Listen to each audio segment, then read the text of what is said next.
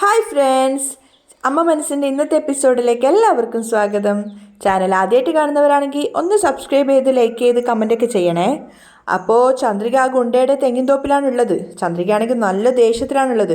മലറിനെ തട്ടിക്കൊണ്ട് പോയതിൻ്റെ ആ ഒരു ദേഷ്യവും ഫ്രസ്ട്രേഷനും ഒക്കെ അവൾക്ക് ഉണ്ടായിരുന്നു. അവൾ പറയുന്നുണ്ട്, നിങ്ങളെപ്പോലെയുള്ള 4-5 തടിമാടന്മാരെ ഒതുക്കാൻ എന്നെക്കൊണ്ട് തനിയെ സാധിക്കും, നിങ്ങൾക്ക് അറിയാവുന്നതാണ്. മാത്രമല്ല മറ്റെന്തും ഞാൻ ക്ഷമിക്കും, എൻ്റെ മോളെ തട്ടിക്കൊണ്ട് പോയത് എനിക്ക് ക്ഷമിക്കാനാവില്ല. അങ്ങനെ ആ ഒരു ഗുണ്ടയെ അവൾ മാക്സിമം പ്രൊവോക്ക് ചെയ്ത് ദേഷ്യപ്പെടുത്തുകയാണ്. അയാളോട് പറയുന്നുണ്ട്, കാണാൻ വലിയൊരു മനുഷ്യനെ പോലെ ഉണ്ടല്ലോ, പക്ഷെ നിങ്ങളുടെ ഒന്നും സ്വഭാവം തീരെ ശരിയല്ല. എന്നിട്ട് അയാളോട് പറയാണ്, ഇത്രയും ഗുണ്ടകളെ വെച്ചിട്ട് ഒരു പെണ്ണിനോട് ഇങ്ങനെ സംസാരിക്കാൻ നാണയില്ലേ നിങ്ങൾക്ക് എന്നൊക്കെ ചോദിച്ച സമയത്ത് അയാൾക്ക് ഇങ്ങനെ അപമാനം മുറിപ്പെടുന്നതായിട്ട് തോന്നുന്നുണ്ട്. അപ്പോൾ അയാൾ ഗുണ്ടകളോട് പറയുകയാണ്, നിങ്ങളെല്ലാവരും ഇവിടുന്ന് പൊയ്ക്കോ, ഞാൻ പറഞ്ഞതിന് ശേഷം മാത്രം ഇങ്ങോട്ടേക്ക് വന്നാൽ മതി. അങ്ങനെ ശിഗടികളെല്ലാം തെങ്ങിൻതോപ്പിൽ നിന്നും പുറത്തേക്ക് പോയിരിക്കുകയാണ്. ഇപ്പോൾ ചന്ദ്രികയും ആ ഒരു ഗുണ്ടയും മാത്രമേ അവിടെ ഉള്ളൂ. ചന്ദ്രികയ്ക്ക് ചെറുതായിട്ടൊരു ഭയം തോന്നുന്നുണ്ടായിരുന്നു. അപ്പോൾ അയാൾ ചന്ദ്രികയോട് പറയുന്നുണ്ട്, ചന്ദ്രികയെ, ഇപ്പോൾ നീ പറഞ്ഞതുപോലെ ഞാനും നീയും മാത്രമേ ഇവിടെ ഉള്ളൂ. എന്നിട്ട് അയാൾ പോയിട്ട് അരിവാളെടുത്ത് കൊണ്ടുവരികയാണ്. എന്നിട്ട് ചന്ദ്രികയോട് പറയുന്നുണ്ട്, നീ വാ, എന്നിട്ട് നീ പറഞ്ഞതുപോലെ ഈ അരിവാൾ വെച്ച് എന്നെ വെട്ടി അരിഞ്ഞിട്ടിട്ട് നിന്റെ മകളെയും കൂട്ടിയിട്ട് പോയിക്കോ, നിന്റെ മകൾ അകത്തുണ്ട്. പെട്ടെന്നൊരു നിമിഷം ചന്ദ്രിക വല്ലാതെ ഒന്ന് പതറിയിട്ടുണ്ടായിരുന്നു. കാരണം അയാൾ അങ്ങനെ തിരിച്ച് പ്രതികരിക്കുന്നു ചന്ദ്രികയും പ്രതീക്ഷിച്ചിട്ടുണ്ടായിരുന്നില്ല. അപ്പോൾ അയാൾ അരിവാൾ ചന്ദ്രികയ്ക്ക് നേരെ നീട്ടിയിട്ട് ഇത് തന്നെ റിപ്പീറ്റ് ആയിട്ട് പറഞ്ഞുകൊണ്ടിരിക്കുകയാണ്, എന്താടി നോക്കുന്നത്, ധൈര്യം ഉണ്ടെങ്കിൽ വെട്ട്, ഇന്നാ പിടിക്ക്. അപ്പോൾ ചന്ദ്രിക പിന്നോട്ടേക്ക് നടക്കുകയാണ്. വേണ്ട, അടുത്തേക്ക് വരരുത്, എന്നോ വെട്ടടി. അയാളും ചന്ദ്രികയ്ക്കൊപ്പം തന്നെ മുന്നോട്ടേക്ക് നടക്കുകയാണ്. ചന്ദ്രിക പിന്നോട്ടുള്ളത് നോക്കാതെ ബാക്കോട്ടേക്കാണ് നടക്കുന്നത് പേടികൊണ്ട്. അപ്പോൾ അയാൾ ദേഷ്യത്തോട് പറയുന്നുണ്ട്, എൻ്റെ ആളുകളുടെ മുന്നിൽ വെച്ച് നീ എന്നെ വല്ലാതെ അപമാനിച്ചു. അതിനു പകരമായി നിന്നെ എന്തെങ്കിലും ചെയ്താലേ എൻ്റെ മനസ്സിന് സമാധാനം കിട്ടൂ. അപ്പോഴേ എൻ്റെ കൂടെയുള്ളവർ എന്നെ വില വെക്കൂ. ചന്ദ്രിക പിന്നോട്ട് നടന്ന് അവസാനം ഒരു തെങ്ങിന് തട്ടി നിൽക്കുകയാണ്. അവൾ വല്ലാതെ ഭയന്നു പോയിട്ടുണ്ടായിരുന്നു. കാരണം ഇനി അതിൻ്റെ അപ്പുറത്തേക്ക് പോകാൻ സാധിക്കില്ല എന്ന് അവൾക്ക് മനസ്സിലായിട്ടുണ്ടായിരുന്നു. അപ്പോൾ ആ ഗുണ്ട പരിഹാസത്തോടെ പറയുന്നുണ്ട്, നീ ഇവിടെ വെച്ച് എത്ര ഒച്ച വെച്ചാലും ഈ തെങ്ങിൻ തോപ്പിൽ പുറത്തേക്ക് നിന്റെ ശബ്ദം പോലും കേൾക്കില്ല. ശരിക്കും പറഞ്ഞാൽ ചന്ദ്രിക വല്ലാതെ ഭയന്ന് നിൽക്കുകയാണ്. അപ്പോൾ അയാൾ ആ വെട്ടുകത്തി താഴെ ഇട്ടിട്ട് പരിഹാസത്തോടെ പൊട്ടിച്ചിരിക്കുകയാണ്. എന്നിട്ട് ചന്ദ്രികയോട് പറയുന്നുണ്ട്, എന്നോടാണോടി ഈ എന്നോട് എന്ന് പറഞ്ഞിട്ട് അയാൾ 2 കൈകളും ചന്ദ്രികയ്ക്ക് നേരെ പോവുകയാണ്. ചന്ദ്രികയ്ക്ക് വല്ലാതെ പേടിയായിട്ടുണ്ടായിരുന്നു. അങ്ങനെ അവസാനം അയാൾ ചന്ദ്രികയുടെ ഷോൾഡറിൽ പിടിച്ചിട്ട് അമർത്തുകയാണ്. അപ്പോൾ ചന്ദ്രികയും കുതറി മാറാൻ ശ്രമിക്കുന്നുണ്ട്, എന്നെ വിട്. അയാൾ ഒരുതരം കാമം കലർന്ന ഭാവത്തിലാണ് ചന്ദ്രികയെ സമീപിക്കുന്നത്. ചന്ദ്രികയെ എന്നൊക്കെ പറഞ്ഞിട്ട് അയാൾ വളരെ മോശമായിട്ട് ചന്ദ്രികയെ കീഴ്പ്പെടുത്താൻ ശ്രമിക്കുകയാണ്. ചന്ദ്രികയാണെങ്കിൽ എന്താ ചെയ്യേണ്ടതെന്ന് അറിയാതെ ഇങ്ങനെ കരഞ്ഞോട് പറയുന്നുണ്ട്, എന്നെ വിട് എന്ന്. പക്ഷെ ഒട്ടും പ്രതീക്ഷിക്കാതെയാണ് തെങ്ങിൻ്റെ മുകളിൽ നിന്നും ഒരു സാധനം വന്നിട്ട് അയാളുടെ കയ്യിലേക്ക് വീഴുന്നത്. ആ വീണപ്പോൾ തന്നെ അത് അയാളുടെ കൈക്ക് കുത്തിയിട്ടുണ്ടായിരുന്നു. അതൊരു കരിന്തേളായിരുന്നു. ചന്ദ്രിക നോക്കുന്ന സമയത്ത് അതവിടെ നിലത്തുണ്ട്.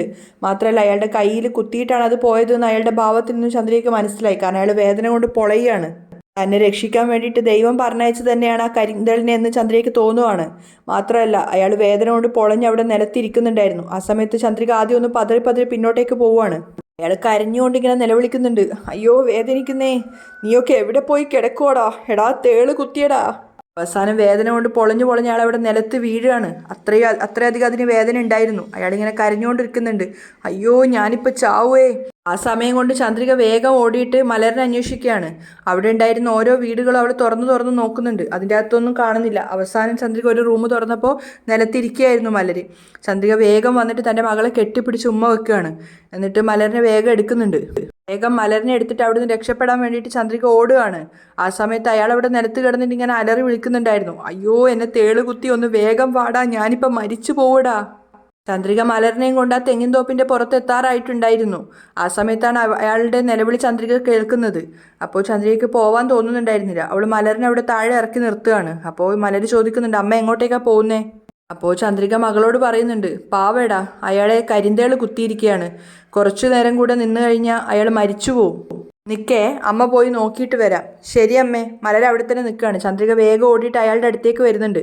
അയാളുടെ കയ്യിൽ തേള് കുത്തിയ ഭാഗം ചന്ദ്രിക നോക്കുകയാണ്. എന്നിട്ട് അവൾ വേഗം തന്നെ കാട്ടിൻ്റെ ഉള്ളിലേക്ക് പോകുന്നുണ്ട്. ആ സമയത്തൊക്കെ അയാൾ വേദന കൊണ്ട് പൊളഞ്ഞ് നിലവിളിക്കുന്നുണ്ടായിരുന്നു, എന്നെ തേള് കുത്തിയടാ, ഞാനിപ്പം മരിച്ചു പോവടാ, വാടാ എന്നൊക്കെ വിളിച്ചു പറയുന്നുണ്ടായിരുന്നു. ആ സമയത്ത് ചന്ദ്രിക അവിടെ കാട്ടിലൊക്കെ അന്വേഷിച്ചിട്ട് ഒരുപാട് പച്ചില മരുന്നുകളൊക്കെ സംഘടിപ്പിക്കുകയാണ്. എന്നിട്ട് അവൾ വേഗം തന്നെ അത് അവിടെ ഉണ്ടായിരുന്ന ഒരു അമ്മി, ചെറിയൊരു അമ്മിയിലിട്ട് അരച്ചിട്ടുണ്ടായിരുന്നു. എന്നിട്ട് അയാൾ അവിടെ കിടക്കയിൽ വെച്ചിട്ടുണ്ടായിരുന്ന ഒരു വെള്ള തോർത്തിൻ്റെ കഷ്ണം എടുത്തുകൊണ്ട് വന്നിട്ട് അതിൽ വെച്ചിട്ട് ആ ഒരു നീര് പിഴിയാൻ വേണ്ടിയിട്ട് ആ തോർത്ത് എടുക്കുകയാണ്. ആ സമയം കൊണ്ട് മലര് അമ്മയുടെ അടുത്തെത്തിയിട്ടുണ്ടായിരുന്നു. ചന്ദ്രിക വേഗം തിരക്ക് പിടിച്ചിട്ടാണ് ഓരോന്ന് ചെയ്യുന്നത്. അങ്ങനെ വേഗം വന്നിട്ട് അവൾ ആ പച്ചില മരുന്നൊക്കെ അയാളുടെ തേള് കുത്തിയ ആ ഒരു കൈയുടെ ഭാഗത്ത് വെച്ചിട്ട് ആ തുണി വെച്ചിട്ട് തോർത്ത് വെച്ചിട്ട് കെട്ടുകയാണ്. അപ്പോഴും അയാളിങ്ങനെ അയാളുടെ ശിങ്കിടികളെ വിളിച്ചുകൊണ്ടേ ഇരിക്കുന്നുണ്ട്. നീയൊക്കെ എവിടെയാടാ, ഒന്ന് വാടാ, ഞാനിപ്പോൾ മരിച്ചു പോവാടാ എന്നൊക്കെ അയാളിങ്ങനെ കരഞ്ഞുകൊണ്ട് പറഞ്ഞുകൊണ്ടേ ഇരിക്കുകയാണ്. ആ സമയത്ത് ചന്ദ്രിക അയാളുടെ കയ്യിൽ മുറുക്കി കെട്ടിയതിന് ശേഷം ആ ഒരു മരുന്ന് അവിടെ വിഷം ഉള്ളിലേക്ക് പോകാത്ത രീതിയിൽ പിഴിഞ്ഞു കൊടുക്കുകയാണ്. ചന്ദ്രിക മരുന്നാക്കിയ സമയത്ത് അയാൾക്ക് ചെറുതായിട്ടൊരു സമാധാനം ഉണ്ടായിരുന്നു. അപ്പോഴേക്കും അയാളുടെ ഒരു ശിങ്കിടി അകത്തേക്ക് വന്നിട്ട് ചോദിക്കുകയാണ്, അയ്യോ മുതലാളി, ഇതെന്ത് പറ്റി? അപ്പോഴാണ് ചന്ദ്രിക പറയുന്നത്, നിങ്ങളുടെ മുതലാളിയെ തേള് കുത്തി. അയ്യോ തേളോ? അപ്പോൾ ചന്ദ്രിക അയാളോട് പറഞ്ഞു കൊടുക്കുകയാണ്, ഞാൻ തൽക്കാലം പച്ചില മരുന്നാക്കിയിട്ടുണ്ട്, പക്ഷേ ഇദ്ദേഹത്തെ കുത്തിയത് ഒരു കരിന്തേളാ.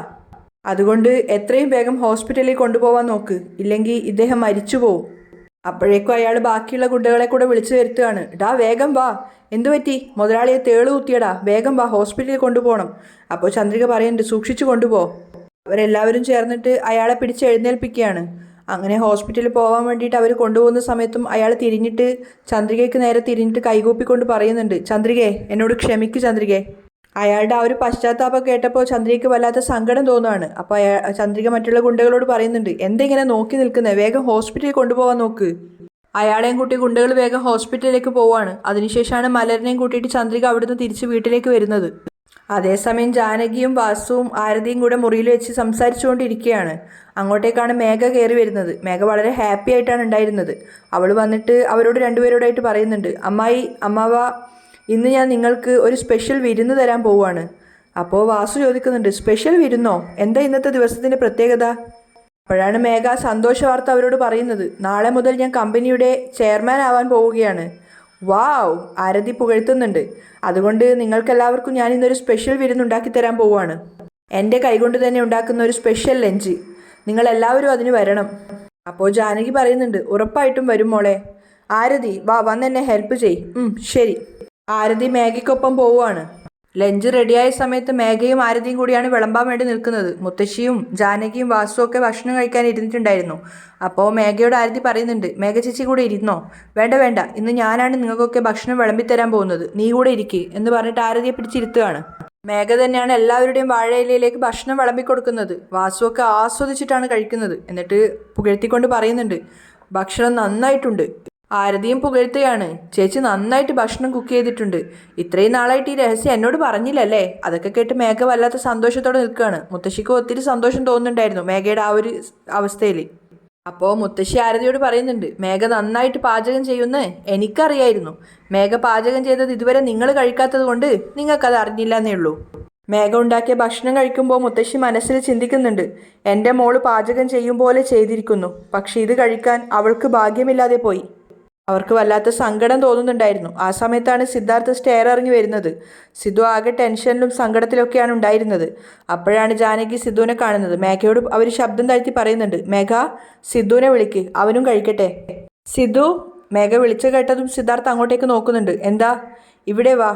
അപ്പോൾ സിദ്ധു അവരുടെ അടുത്തേക്ക് പോകുന്നുണ്ട്. അപ്പോൾ മേഘ പറയാണ്, നാളെ മുതൽ ഞാൻ കമ്പനിയുടെ ചെയർമാനായിട്ട് സ്ഥാനം ഏറ്റെടുക്കുകയാണ്. അത് കേട്ടതും സിദ്ധാർത്ഥ ആകെ ഒന്ന് ഞെട്ടി നിൽക്കുകയാണ്. അതുകൊണ്ട് എല്ലാവർക്കും സ്പെഷ്യലായിട്ട് ലഞ്ച് കൊടുക്കുകയാണ്, നീയും വന്ന് കഴിക്ക്. മേഘ അവനോട് പറഞ്ഞത് കേട്ടതും സിദ്ധു ചോദിക്കുന്നുണ്ട്, എന്ത്? ചെയർമാനോ? ഹലോ, ആരുടെ കമ്പനിയിൽ ആര് ചെയർമാൻ? ഇത് നിനക്ക് തന്നെ ഓവറായിട്ട് തോന്നുന്നില്ലേ? ഒരു കമ്പനിയുടെ ചെയർമാൻ ആവാൻ വേണ്ട യോഗ്യത എന്താണെന്ന് പോലും നിനക്കറിയില്ല. എന്നിട്ട് ചെയർമാൻ ആവുന്നു പോലും. സിദ്ധാർത്ഥിൻ്റെ പരിഹാസം കേട്ട് മേഘയുടെ മുഖത്ത് ആകെ ദേഷ്യം നിറയുന്നുണ്ടായിരുന്നു. അതുപോലെ തന്നെ അവിടെ ഉണ്ടായിരുന്ന ബാക്കിയുള്ളവർക്കും. വീണ്ടും സിദ്ധാർത്ഥ് പറയുന്നുണ്ട്, ദേ നോക്ക്, മര്യാദയ്ക്ക് നിന്റെ പേരിൽ നീ ആക്കിയിരിക്കുന്ന അങ്കിളിൻ്റെ സ്വത്തുക്കളൊക്കെ തിരിച്ച് അദ്ദേഹത്തിൻ്റെ പേരിലേക്ക് തന്നെ മാറ്റി കൊടുക്കാൻ നോക്ക്, അല്ലെങ്കിൽ ഫ്യൂച്ചറിൽ നീ ഒരുപാട് കഷ്ടപ്പെടും മേഘ. അപ്പോൾ മേഘയും തിരിച്ചു പറയുന്നുണ്ട്, നമുക്ക് കാണാം ആരാ കഷ്ടപ്പെടാൻ പോകുന്നതെന്ന്. എന്നോടൊന്നും പറഞ്ഞിട്ട് കാര്യമില്ല എന്ന് പറഞ്ഞിട്ട് സിദ്ധു ദേഷ്യത്തോടെ അവിടുന്ന് പോവുകയാണ്. അപ്പോൾ വാസു ജാനകിയോട് പറയുന്നുണ്ട്, ജാനകി, എന്തിനാ ആവശ്യമില്ലാതെ ഇപ്പം അവനെ ഭക്ഷണം കഴിക്കാൻ വിളിച്ചത്?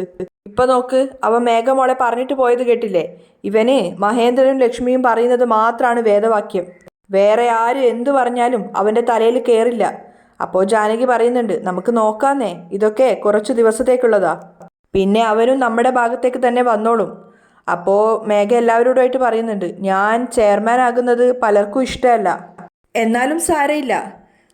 പിന്നെ നിങ്ങൾക്ക് മറ്റൊരു ഗുഡ് ന്യൂസ് കൂടിയുണ്ട്. എന്താ മേഘ? ഞാൻ ചെയർമാൻ ആയതിനു ശേഷം നമ്മുടെ കമ്പനിയിൽ ഒരുപാട് ചേഞ്ചുകൾ കൊണ്ടുവരാൻ പോവുക.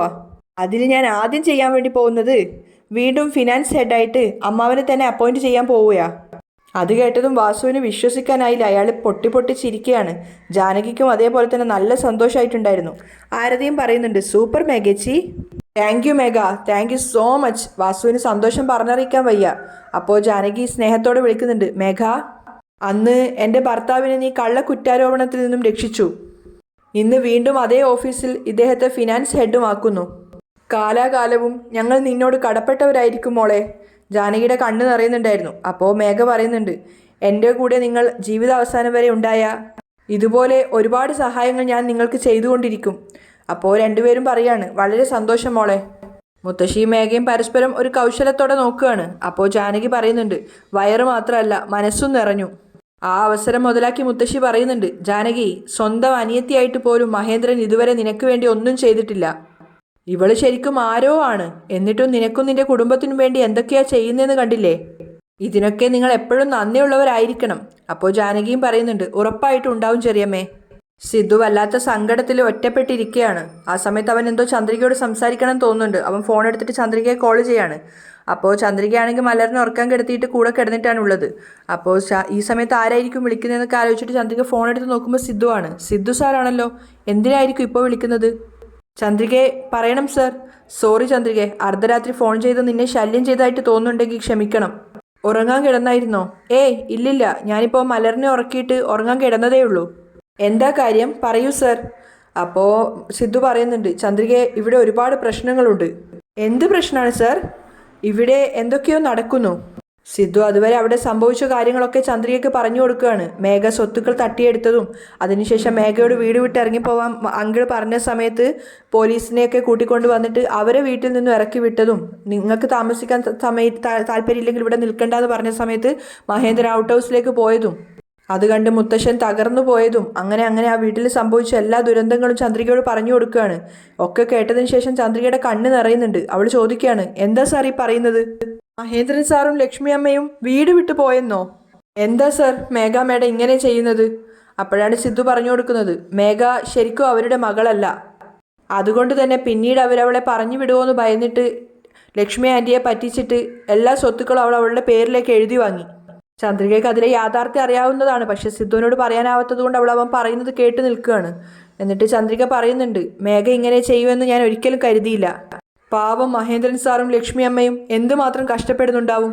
ചന്ദ്രികയെ, ഈ ഒരു സിറ്റുവേഷനിൽ നീയെങ്കിലും അവർക്കൊപ്പം ഉണ്ടായിരുന്നെങ്കിൽ അവർക്കതൊരു ആശ്വാസമാവുമെന്ന് എനിക്ക് തോന്നുന്നു ചന്ദ്രികയെ. പക്ഷേ ഞാൻ നിന്നെ നിർബന്ധിക്കുകയാണെന്ന് കരുതരുത്. വരുന്നതും വരാത്തതും നിന്റെ ഇഷ്ടം. ചന്ദ്രിക ആകെ കൺഫ്യൂഷനായിട്ട് ഇരിക്കുകയാണ്. അപ്പോൾ സിദ്ധു പറയുന്നുണ്ട്, ശരി ചന്ദ്രികയെ, സമയം ഒരുപാട് വൈകി, നീ കിടന്നോ. സിദ്ധു കോള് കട്ട് ചെയ്തതെങ്കിലും ചന്ദ്രികയ്ക്ക് ഉറങ്ങാൻ സാധിക്കുന്നുണ്ടായിരുന്നില്ല. അവൾ ചിന്തിക്കുന്നുണ്ടായിരുന്നു, മേഘ എന്തിനായിരിക്കും ഇങ്ങനെയൊക്കെ ചെയ്തത്? മഹേന്ദ്രൻ സാറും ലക്ഷ്മി അമ്മയും എങ്ങനെയായിരിക്കും ഇത് സഹിച്ചിട്ടുണ്ടാവുക? അവരെ ഇത് എത്രമാത്രം വേദനിപ്പിച്ചിട്ടുണ്ടാവും? ചന്ദ്രികയ്ക്ക് അത് ആലോചിച്ച് വല്ലാത്ത സങ്കടം തോന്നുകയാണ്. പിറ്റേന്ന് നേരം പുലർന്നപ്പോൾ മഹേന്ദ്രനും ലക്ഷ്മിയും സിദ്ധാർത്ഥും കൂടെ സ്റ്റേഷനിലേക്കാണ് വന്നിട്ടുള്ളത്. അപ്പോൾ ACPയെ കാണണമെന്ന് പറയുന്നതാണ്. മഹേന്ദ്രൻ വന്നെന്ന് പറഞ്ഞാൽ മതി. ശരി, നിങ്ങളിവിടെ വെയിറ്റ് ചെയ്യൂ, ഞാൻ അദ്ദേഹത്തെ കണ്ടിട്ട് വരാം. അപ്പോൾ കോൺസ്റ്റബിൾ അകത്തേക്ക് പോവാണ്. സിദ്ധു പറയുന്നുണ്ട്, അങ്കിൾ ഇവിടെ ഇരിക്കൂ. വേണ്ട, ഞാനിവിടെ നിന്നോളാം മോനെ. മഹേന്ദ്രനാണ് വന്നതെന്ന് കേട്ടപ്പോൾ ACP അകത്തേക്ക് വിളിക്കുന്നുണ്ട്. അങ്ങനെ അവർ 3 പേരും കൂടി അകത്തേക്ക് പോവാണ്. അവരെ കണ്ടതും ACP ഇരിക്കാൻ വേണ്ടി പറയുകയാണ്. അവരുടെ 3 പേരുടെ മുഖത്ത് നോക്കിയപ്പോൾ ഗൗരവമുള്ള കാര്യമാണെന്ന് മനസ്സിലായിട്ട് ACP ചോദിക്കുന്നുണ്ട്, എന്തോ വലിയൊരു പ്രശ്നമുണ്ടെന്ന് പറഞ്ഞു, എന്താ കാര്യം മഹേന്ദ്രൻ? അത് കേട്ട് അവർ 3 പേരും പരസ്പരം സങ്കടത്തോടെ നോക്കുകയാണ്. അവിടെയാണ് ഇന്നത്തെ എപ്പിസോഡ് വൈൻഡപ്പ് ചെയ്യുന്നത്.